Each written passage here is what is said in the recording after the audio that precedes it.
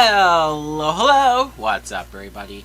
My name is Mike Brown, aka Review King MB, and I am here to review a movie that I don't think I was all that aware of. Sounds familiar, but it is just the title of the character in the movie. It's technically the sequel to The Silence of the Lambs, Hannibal. Hannibal is a 2001 film, so it comes out 10 years after the original film. This time it's directed by Ridley Scott. Ooh, what? Okay. Just it was so random to see his name in the credits, the opening credits. Hannibal, you see that Hannibal Lecter, once again played by Anthony Hopkins, has been out there in Europe and he's been living it up, killing people and just enjoying his free time. Clarice, this time played by Julianne Moore, is not only out there searching for him, but other big-time criminals and bad guys as well. It's a big cat and mouse game.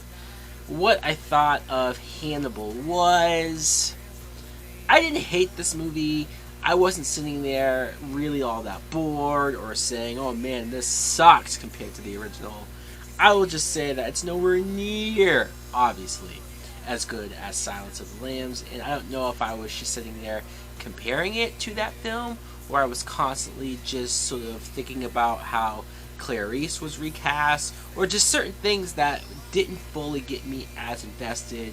You could tell that Anthony Hopkins was older than he was in the first movie, and I feel like a lot of that creepiness, it was there, but not as much as the first film. So maybe my part in comparing or just constantly thinking about how impactful Silence of the Lambs is, and this one didn't hit me as hard. Let's talk about Julianne Moore as Clarice. I love Julianne Moore. There's no part of me that thought, oh man, she's terrible for this role, or oh, she can't fill the shoes of Jodie Foster. I'm not saying that. Jodie Foster obviously was really good in that original movie. And Julianne Moore is a very different type of Clarice, for sure. I was watching the movie and thinking, I wonder what this film would be like with Jodie Foster. I tried to look up online, why didn't she come back, and it was sort of a vague, I was doing another movie type answer, but I'm not entirely sure how true it is. Maybe she just saw the script and said, no thanks.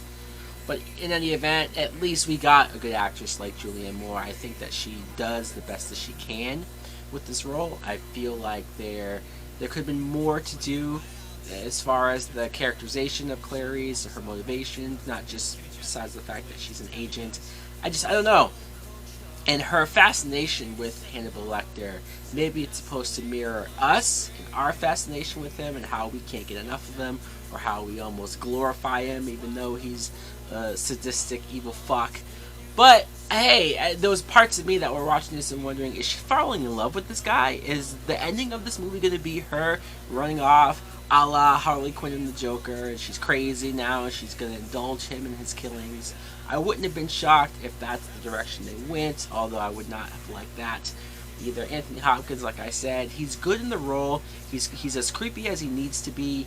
I just felt like I didn't feel the uneasiness as much that I felt in that original film. There's something about how he's introduced, something about how he presents himself, how he feels like he's in control. Sure, you have that here, but this one seems a lot more convenient. The way how he prevails, or the way how he gets out of situations, the way how he stays ahead of everybody in this film just doesn't quite ring as possible or believable as it should. Gary Oldman plays this character called Mason Verger, and he is all mutilated and burnt and twisted, and he looks fucking creepy. Gary Oldman is a great actor, so clearly every time you see him in a movie, he plays a completely different character. But when you see that, it's such a random character, it's such a random plot point to be in this film. It's like if you took him out of the movie, not a whole lot would change. So I don't know, I guess it was just worth it just to have Gary Oldman act and do what he does, even though, once again, you can't tell it's him. It's creepy, gross looking makeup. But alright, kudos to the makeup department. Ray Liotta plays another detective who's kind of a dick, kind of an asshole, but the scenes that happen with him, look, this movie doesn't have as much gruesome stuff as Silence of the Lambs do, but there's a couple of scenes that are pretty gross, and the one scene involving Ray Liotta is one of the grossest things I've ever seen, and I'm not underselling it. That was disgusting. But they went for it, at least for that moment. Giancarlo Giannani, he plays the inspector. He's sort of investigating Lecter because he wants the reward prize that comes along with it. And you knew that this guy's story was not going to go well. But what happens to him? Man. Alright, so obviously I did not hate this film. I didn't think it was terrible. But it's not a movie that I'm going to be quick to rewatch either. I'll gladly rewatch Silence of the Lambs, just as far as a pure filmmaking and storytelling and characters go. Where this didn't have as much interesting stuff. This wasn't as engaging, compelling, as that movie was, and so as it stands, it's like, okay, they made a sequel, I guess. Here it is. Anyways, guys, let me know in the comments below what you think of Hannibal. Maybe you like it more than I do. Maybe there's something that I was missing and that you thought was a lot more interesting. Like, comment, subscribe. Later!